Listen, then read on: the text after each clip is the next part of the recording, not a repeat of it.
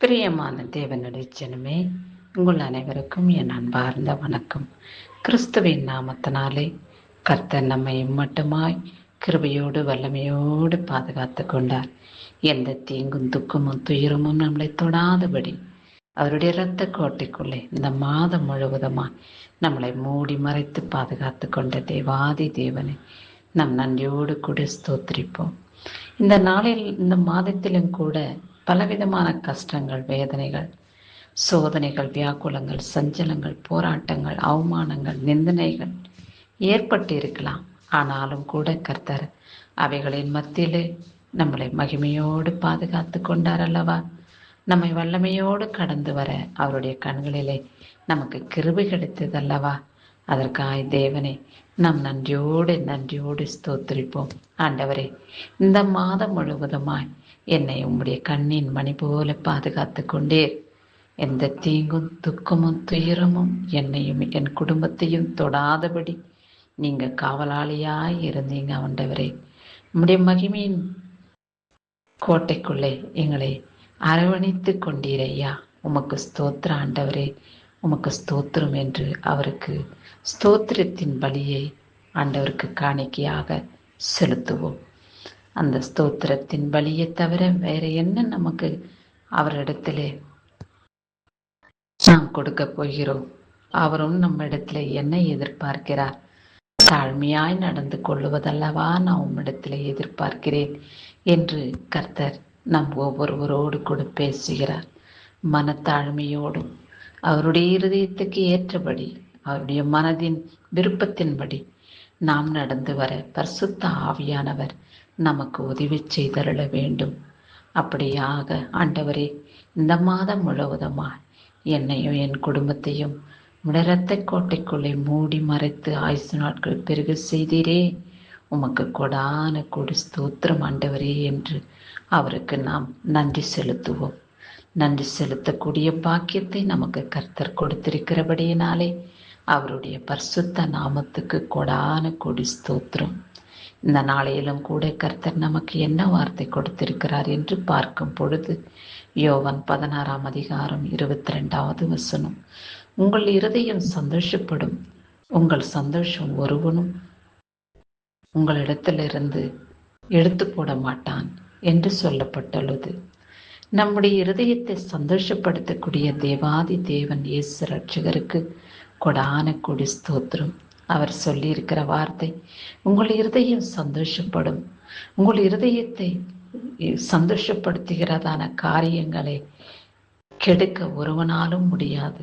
ஏனென்றால் அந்த சந்தோஷம் தேவனிடத்திலிருந்து வந்த சந்தோஷம் என்று கர்த்தர் நமக்கு வெளிப்படுத்தியிருக்கிறார். ஆமாண்டவரே, நீங்க எனக்கு சந்தோஷத்தையும் சமாதானத்தையும் கொடுத்து ஆசீர்வதித்த தயவுக்காக உமக்கு ஸ்தோத்திர ஆண்டவரே. உமக்கு ஸ்தோத்திர ராஜா. என்னுடைய சந்தோஷத்தை ஒருவனும் எடுத்துக்கொள்ள முடியாது என்று நீர் எனக்கு வாக்கு கொடுத்திருக்கிறீங்க ஆண்டவரே. உமக்கு ஸ்தோத்திரம்.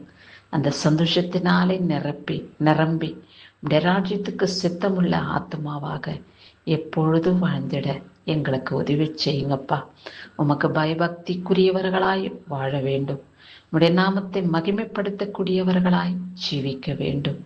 ஆவியானவரே, இம்மட்டுமாய் உடைய கிருபை, உடைய சமாதானம், உடைய ஆசீர்வாதம், உடைய தயவு எங்களோடு கூட இருந்ததற்கா உமக்கு கொடான கோடி கோடி நன்றி ராஜா. நன்றி ராஜா, நன்றி கர்த்தாவே. உடைய மகிமையின் கோட்டைக்குள்ளே எங்களை நீர் மறைத்து கொண்டீரையா. உமக்கு ஸ்தோத்திரம். இதோ இன்னும் வரும் கொடூரமான காலங்களிலும் நேரங்களிலும் கூட உடைய வல்லமுள்ள கரம் என்னையும் என் குடும்பத்தையும் தாங்கி கொள்ளட்டும், வழிநடத்தும், தேவைகளை சந்தித்தருளும் ஆண்டவரே. நீர் எங்களுக்கு காவலாளியாய் இருந்து பாதுகாத்து ரட்சிக்கும்படியாயும் நோக்கி வேண்டிக் கொள்கிறோம் என்று நாம் ஜெபிக்கும் பொழுது கர்த்தர் அந்த ஜெப குறிப்புகளை ஒவ்வொன்றையும் கணக்கு பார்த்து அதன்படி நம்மளுடைய ஜப குறிப்புகளுக்கு ஏற்றபடி செயல்படுத்தி நம்மளை சந்தோஷப்படுத்துவார். நாளிலும் கூட பிறந்த நாளையும் திருமண நாளையும் காண்கின்றவர்களை கர்த்தர் ஆசீர்வதித்து காத்து கொள்வாராக. இந்நாளில சந்தோஷப்படுகிற நீங்கள் கர்த்தருடைய பரிசுத்த நாமத்தை சாட்சியாக நிலைத்திருங்க. அவருடைய மகிமைக்கு பிரயோஜனப்படக்கூடிய கருவிகளாக வாழ்ந்திடுங்கள். ஏனென்றால் கர்த்தர் கொடுத்த இந்த வாக்குத்தத்தமுள்ள வார்த்தையை நினைவு கூர்ந்து, ஆண்டவரே, நீங்க கொடுத்த சந்தோஷத்தை ஒருவனும் என்னிடத்திலிருந்து எடுத்துக்கொள்ள முடியாது என்று எனக்கு வாக்கு கொடுத்திருக்கிறீங்க. எங்க குடும்பத்துக்கு நீங்க வாக்கு கொடுத்திருக்கிறீங்க ஆண்டவரே.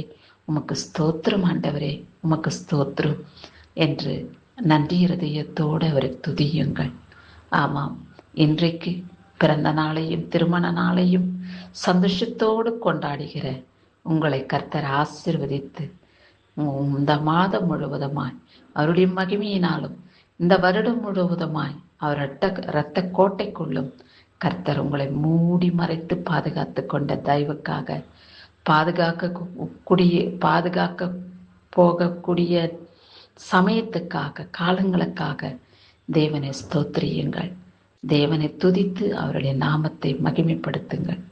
அப்பொழுது நித்திய சமாதானமும் சந்தோஷமும் உங்களையும் உங்கள் குடும்பத்தையும் மூடிக்கொள்ளும். இயேசுவின் நாமத்தினாலே ஆமென்.